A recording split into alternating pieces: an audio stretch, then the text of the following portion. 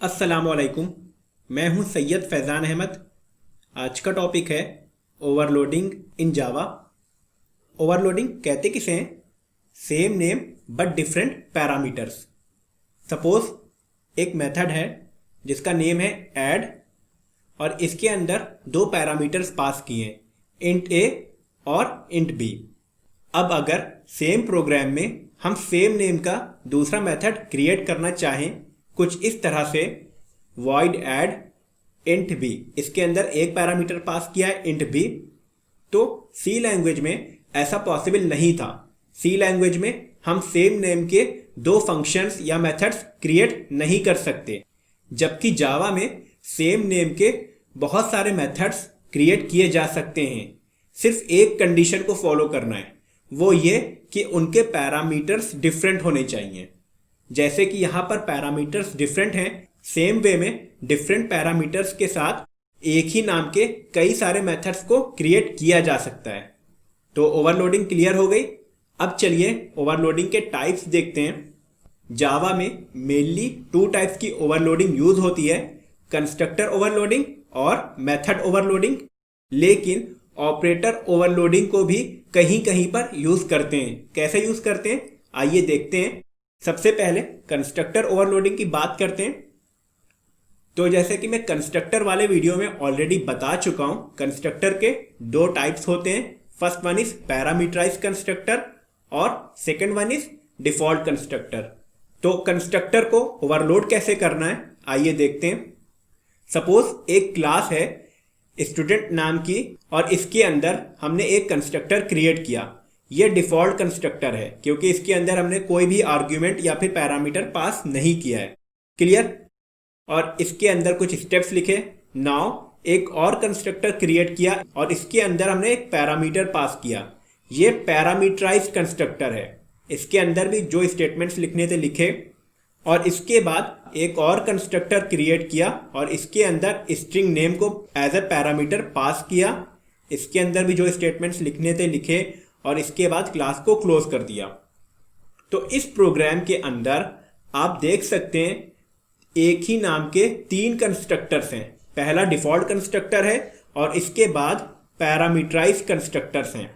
तो इस प्रोग्राम में तीन कंस्ट्रक्टर ओवरलोड हुए हैं लेकिन उनके पैरामीटर्स डिफरेंट हैं। तो कंस्ट्रक्टर ओवरलोडिंग का कॉन्सेप्ट क्लियर हो गया। Now second one is method overloading. Method overloading को भी एक एग्जाम्पल के थ्रू समझते हैं। एक क्लास है स्टूडेंट और इसके अंदर हमने एक मेथड क्रिएट किया ऐड नाम का और इसमें एक पैरामीटर पास किया फ्लोट आर। फिर स्टेटमेंट्स लिखे और इसके बाद एक मेथड और क्रिएट किया, इसका नेम भी ऐड रखा और इसके अंदर पैरामीटर पास किया इंट आईडी और इसके अंदर भी जो स्टेटमेंट्स लिखने थे लिखे। फिर एक और मेथड क्रिएट किया ऐड, ये भी नेम सेम है और इसके अंदर पैरामीटर पास किया स्ट्रिंग नेम। इसके अंदर भी जो स्टेटमेंट्स लिखने थे लिखे और इसके बाद लास्ट में क्लास का कर्ली ब्रेस क्लोज कर दिया। तो इस प्रोग्राम के अंदर हमने एक ही नाम के तीन मेथड्स क्रिएट किए हैं लेकिन तीनों के पैरामीटर्स अलग अलग हैं। तो ये थ्री ओवरलोडेड मेथड्स हैं विथ डिफरेंट पैरामीटर्स। पहले में हमने फ्लोट डेटा टाइप को रखा है, दूसरे में इंटीजर डेटा टाइप को रखा है और तीसरे में स्ट्रिंग डेटा टाइप को रखा है। तो मेथड्स के नेम तो सेम है लेकिन पैरामीटर्स डिफरेंट हैं। तो मेथड ओवरलोडिंग क्लियर हो गई।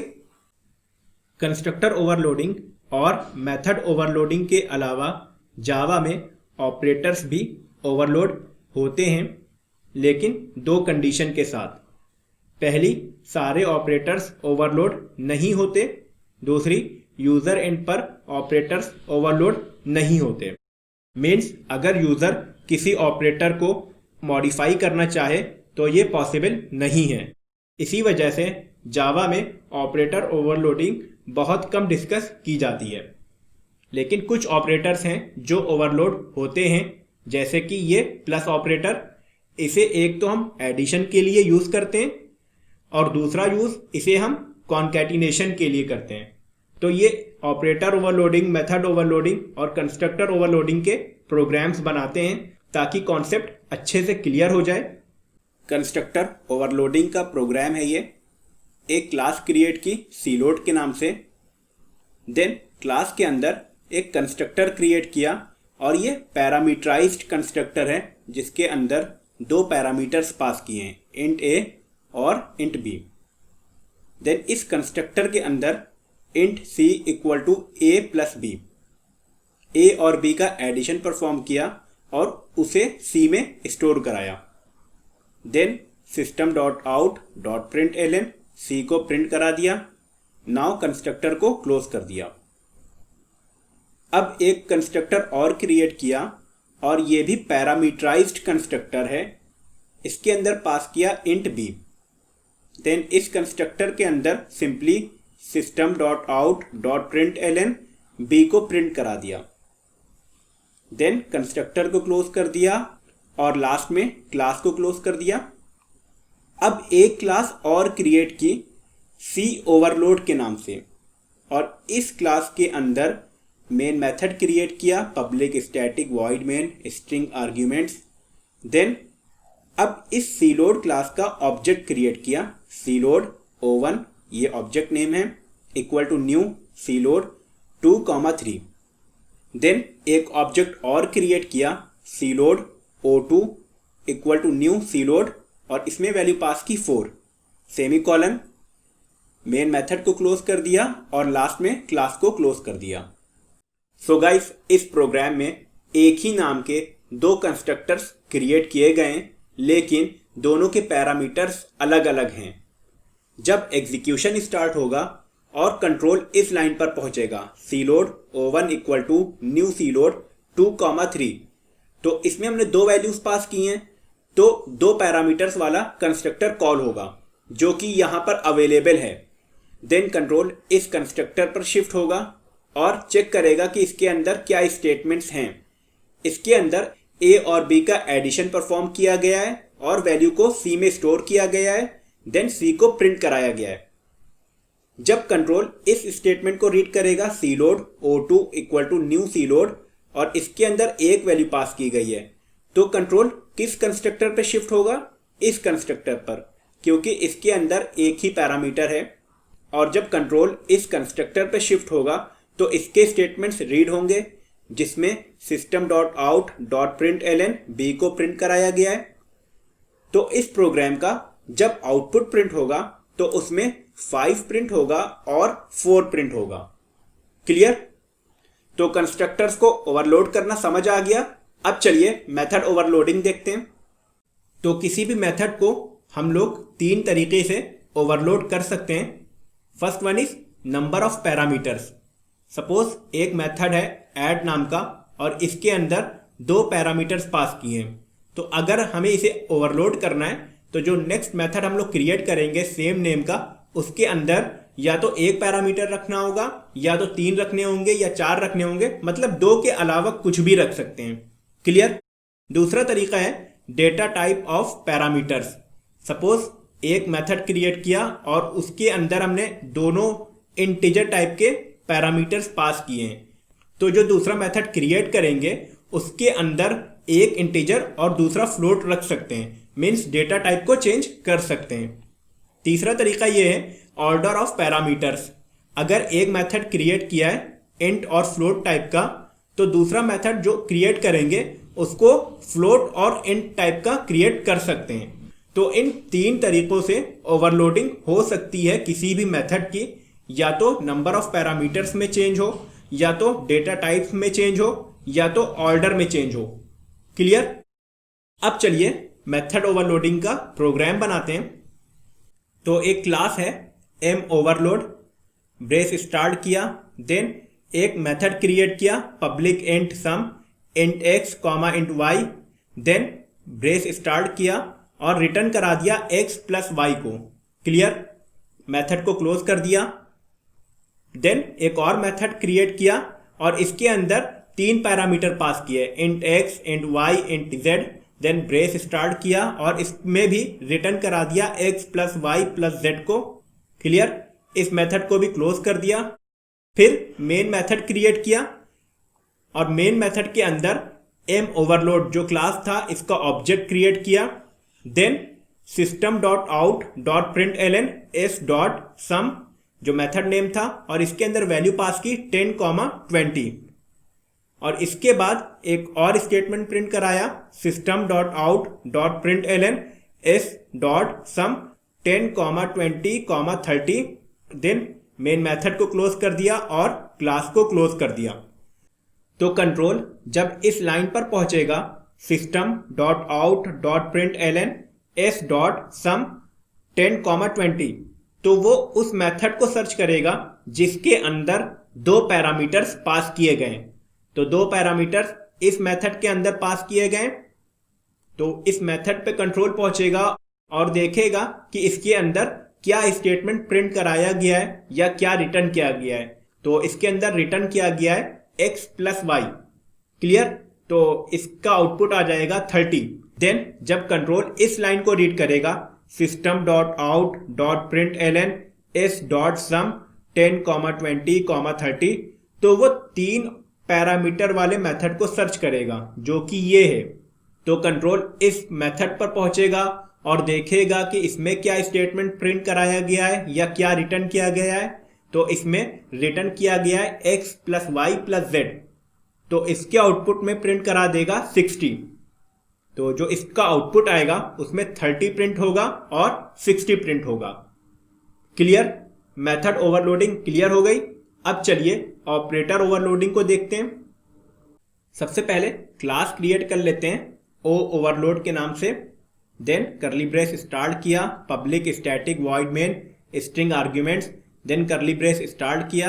Now int a equal to 5, int b equal to 6। Clear?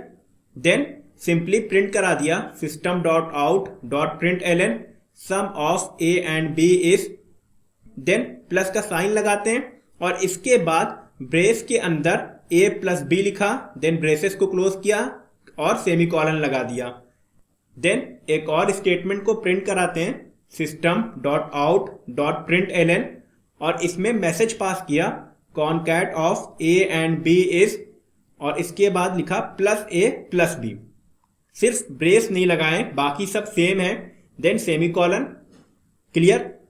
Main method को क्लोज कर दिया और लास्ट में क्लास को क्लोज कर दिया। तो इस प्रोग्राम का जो आउटपुट आएगा फर्स्ट स्टेटमेंट में तो सम प्रिंट हो जाएगा, लेकिन ये जो सेकंड स्टेटमेंट है इसमें क्या प्रिंट होगा? कॉन्कैटिनेशन। तो इसका आउटपुट पहले मैं आपको दिखा दूं। तो इसके आउटपुट में sum of a and b is 11, और नेक्स्ट लाइन में प्रिंट हुआ concat of a and b is 56।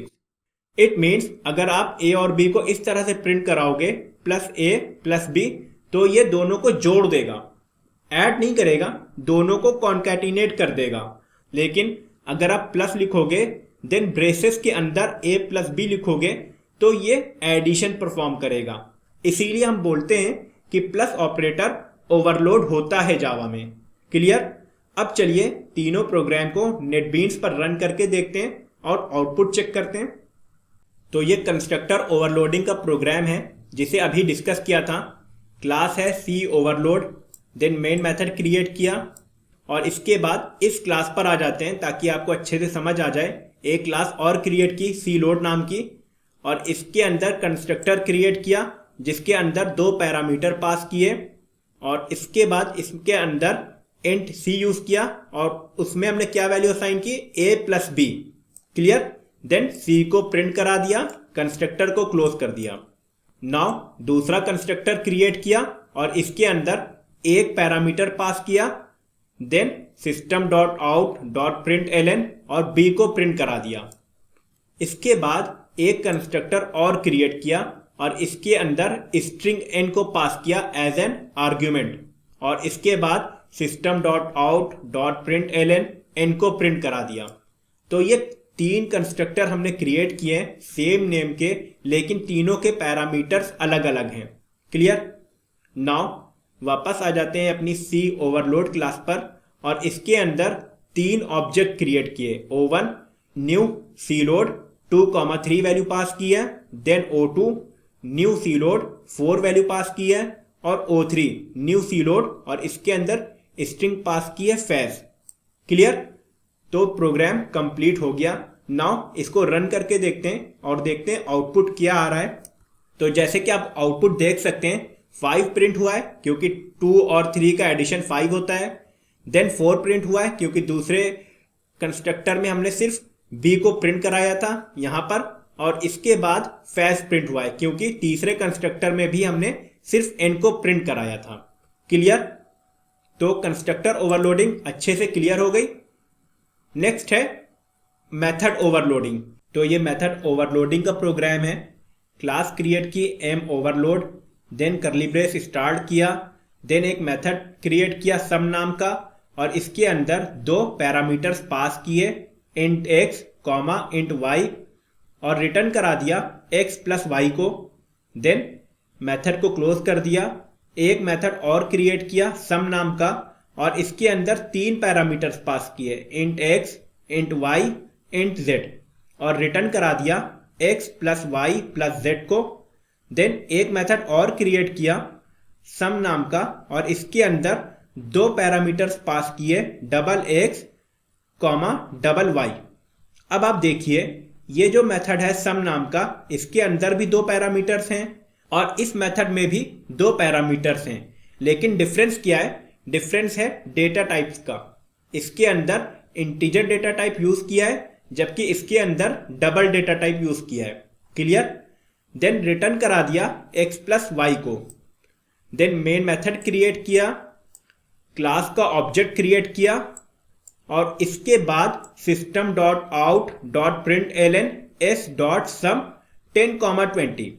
तो जब ये लाइन एग्जीक्यूट होगी तो वो मेथड कॉल होगा जिसके अंदर 2 पैरामीटर्स हैं। तो 2 पैरामीटर्स किसके अंदर हैं? 2 पैरामीटर्स 2 के अंदर हैं। एक तो इस सम के अंदर 2 पैरामीटर्स हैं और एक इस सम के अंदर 2 पैरामीटर्स हैं, लेकिन डिफरेंस क्या है? इसके अंदर डबल वैल्यू आएगी, मीन्स डेसिमल वैल्यूज आएंगी, और इसके अंदर इंटीजर वैल्यूज आएंगी। तो जो वैल्यूज हमने यहाँ पे पास की हैं वो इंटीजर वैल्यूज हैं। तो कौन सा मेथड कॉल होगा? ये वाला मेथड कॉल होगा। क्लियर? और रिटर्न क्या होगा? x प्लस वाई का सम रिटर्न हो जाएगा। जब कंट्रोल इस लाइन पर पहुंचेगा तो कौन सा मेथड कॉल होगा? तो ये वाला मेथड कॉल होगा क्योंकि इसके अंदर 3 पैरामीटर्स हैं और 3 पैरामीटर वाला कोई भी दूसरा मेथड नहीं है। तो इसके अंदर क्या रिटर्न हो जाएगा? x plus y plus z return हो जाएगा। क्लियर? देन कंट्रोल जब इस स्टेटमेंट को रीड करेगा, system dot out dot print L N S dot sum 10.5 comma 20.5, तो अब 2 पैरामीटर वाला मेथड कॉल होगा, लेकिन इस बार ये वाला मेथड कॉल होगा क्योंकि डेसिमल वैल्यूज हैं। रिटर्न क्या हो जाएगा? x plus y. क्लियर? तो आउटपुट चेक कर लेते हैं कि आउटपुट क्या आ रहा है। तो इसके आउटपुट में 3 वैल्यूज प्रिंट हुई हैं, 30, 60 और 31.0। जब ये स्टेटमेंट एग्जीक्यूट हुआ है तो आउटपुट प्रिंट हुआ है 30। देन जब ये स्टेटमेंट एग्जीक्यूट हुआ है तो आउटपुट प्रिंट हुआ है 60, और जब ये स्टेटमेंट एग्जीक्यूट हुआ है तो आउटपुट प्रिंट हुआ है 31.0। क्लियर? तो अब ऑपरेटर ओवरलोडिंग का प्रोग्राम बनाते हैं। तो ये प्रोग्राम है ऑपरेटर ओवरलोडिंग का। क्लास है ओ ओवरलोड, देन ब्रेस स्टार्ट किया, मेन मेथड क्रिएट किया, और इसके अंदर 2 वेरिएबल्स डिक्लेयर किए और इनिशियलाइज किए, int a equal to 5, int b equal to 6। Then simply print करा दिया system dot out dot print L N, double inverted commas के अंदर sum of a and b is, double inverted commas close किया, then plus लगाया, brace start किया, then a plus b, brace close किया, then print L N वाला brace close किया, और last में semicolon. Then again print कराया system dot out dot print L N, brace start किया, डबल इन्वर्टेड कोर्स के अंदर concatenation of a and b is, double inverted commas को close कर दिया, plus a plus b, brace को close कर दिया, then semicolon, then main method को क्लोज कर दिया, और लास्ट में क्लास को क्लोज कर दिया। अब इस प्रोग्राम को जब रन करेंगे तो ये स्टेटमेंट प्रिंट होगा, और इसमें क्या प्रिंट हो जाएगा? a और b का एडिशन जो कि 11 है। जब इस लाइन को प्रिंट कराएंगे इसमें प्रिंट हो जाएगा 56, क्योंकि इसमें एडिशन परफॉर्म नहीं हो रहा, इसमें कॉन्कैटिनेशन परफॉर्म हो रहा है। मैं आपको आउटपुट दिखा दे रहा हूं। आप देख सकते हैं आउटपुट में प्रिंट हुआ है sum of A and B is 11। क्लियर। और दूसरी लाइन में प्रिंट हुआ है concatenation of A and B is 56। तो इसी को हम बोलते हैं कि जावा में ऑपरेटर ओवरलोड हो रहा है, लेकिन सारे ऑपरेटर्स ओवरलोड होते नहीं हैं और यूजर एंड पर ऑपरेटर को ओवरलोड नहीं कर सकते। इस वजह से जावा में ऑपरेटर ओवरलोडिंग इतनी फेमस नहीं है। तो गाइज ये लेक्चर था overloading in Java. Hope you guys enjoy the video. Video अच्छा लगा हो तो लाइक करें, कमेंट करें, शेयर करें, चैनल को सब्सक्राइब कर दें और साथ ही साथ बेल आइकन प्रेस कर दें। और अगर आपके पास कोई क्वेरी है तो आप मुझे कमेंट कर सकते हो, ईमेल कर सकते हो और मुझे इंस्टाग्राम पे मैसेज कर सकते हो। Thank you.